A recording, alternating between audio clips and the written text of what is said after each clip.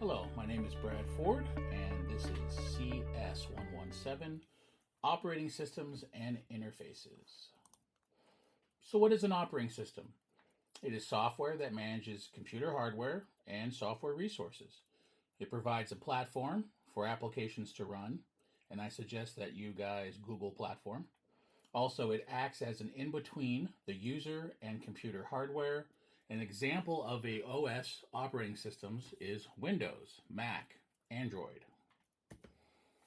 So here is a diagram of how they're stacked. We have application such as Microsoft Word, the system call interface. This is the code behind you.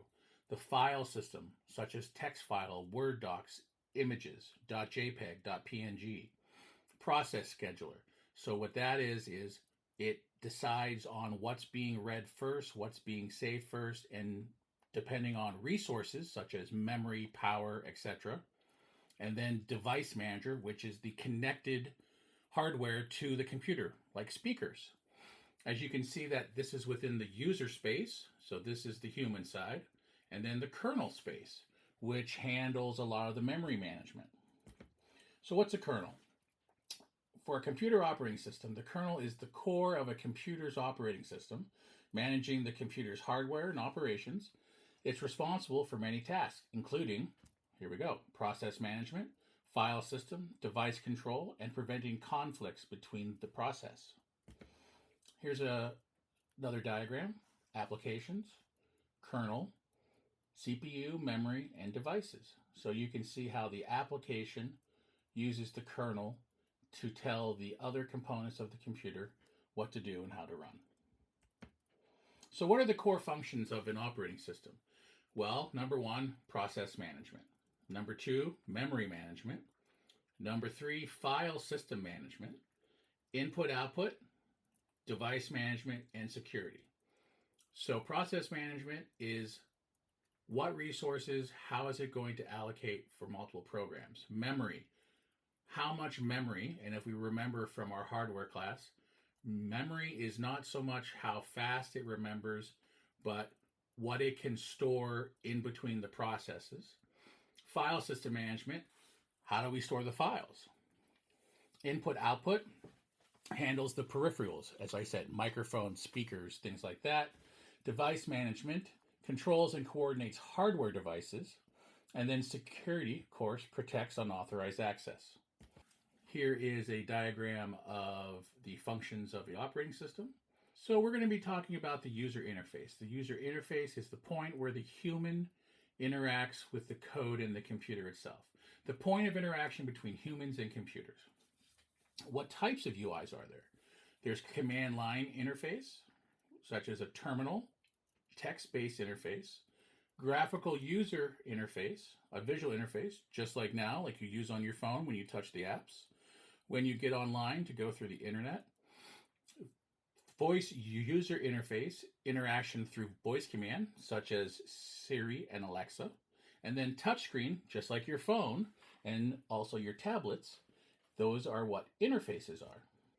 What I would like you to do is to Google CLI, GUI, VUI, and a touchscreen interface and see what each of those are and remember them for later on. Here's an example of a user interface. Now, one of the things that we're going to be doing in this class, we're going to design our own interface. So as we learn about the behind workings of a computer and its operating system, we're also going to talk about the human interaction with that information and how we're going to design or use something. This is what's known as a wireframe. Before anything else is ever designed or built, someone does a drawing of how they think it should look and how the information should flow. Here's another good example.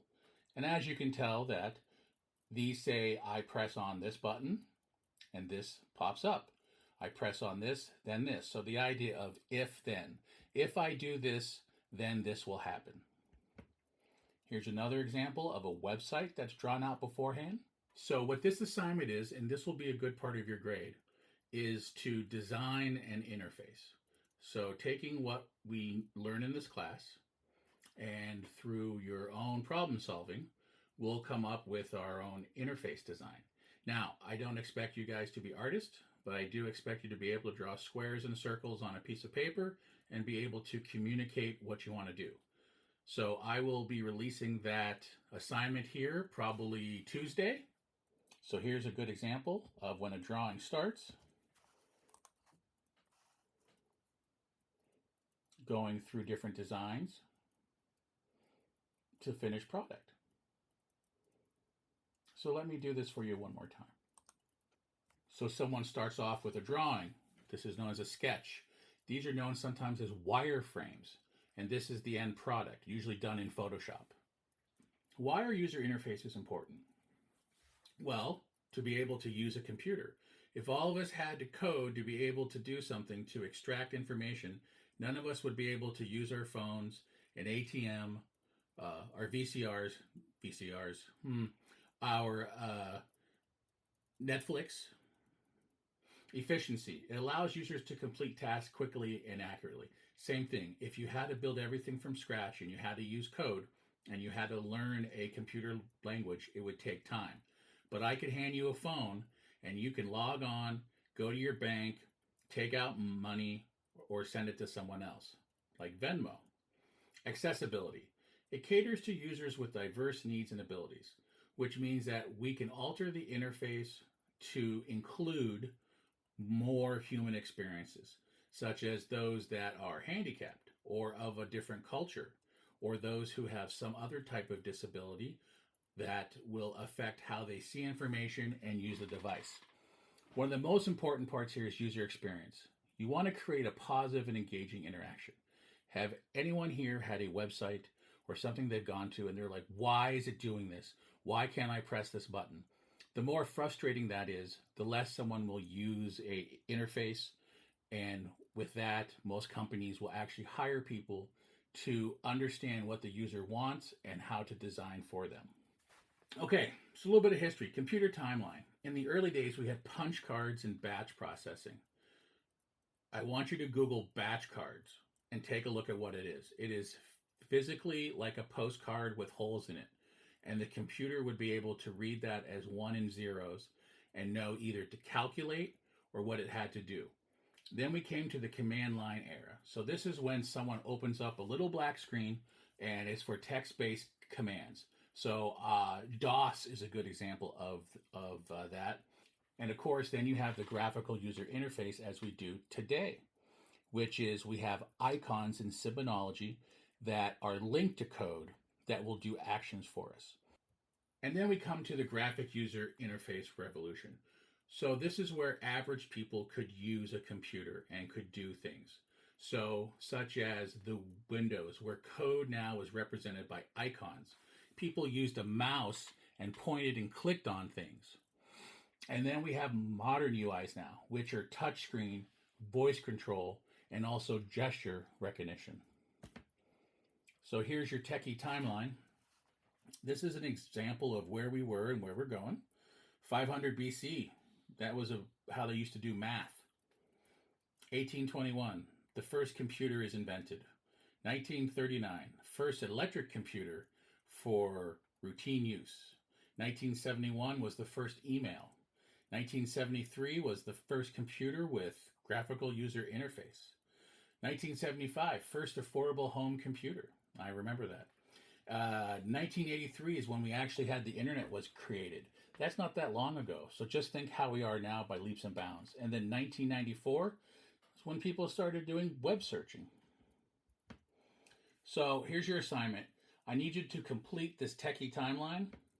So take what happens in 1994 and show me what milestones in tech for computers has happened up till today, 2024.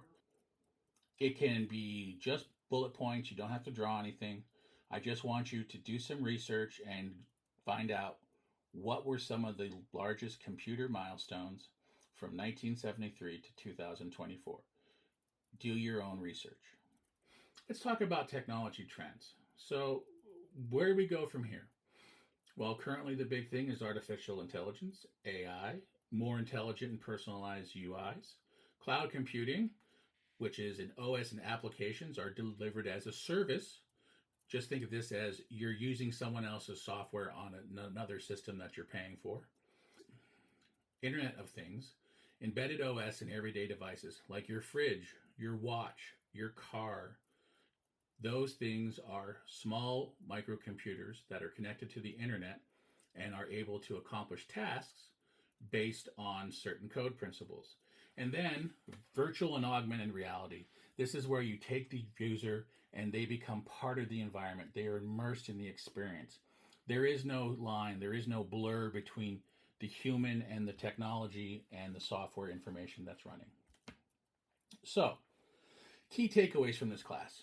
Operating systems are essential for managing computer resources and providing a platform for applications. User interfaces bridge the gap between humans and computers, enabling interaction and communication. The future of OS and UIs promises exciting advancements with AI, cloud computing, and immersive technologies. So, I just wanted to say thank you. This is my first video that I've shot. Please give me some feedback. Did I go too fast? Did I talk too much? I do have a speech impediment. So, what do we got? We have a long project, which is designing a user face. We have a short project right now, which is to do our techie timeline. And also, if you go onto your Blackboard, there's a reading assignment, which I will go over. Thank you. Have a good week. Reach out to me if you need me.